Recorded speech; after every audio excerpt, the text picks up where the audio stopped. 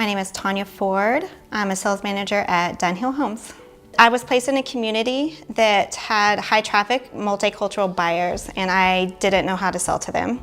And I was being outsold every month, and it was very, very, very frustrating. She was in the model one day and a Hindu couple came in, and they had been looking for homes for many, many weeks. And they had expressed to her that the model that they were in was not facing the right direction. Well, with that, she asked them, is Vastu Shastra of importance to you? Well, their faces lit up. They finally had met a salesperson that understood what they were truly wanting and needing.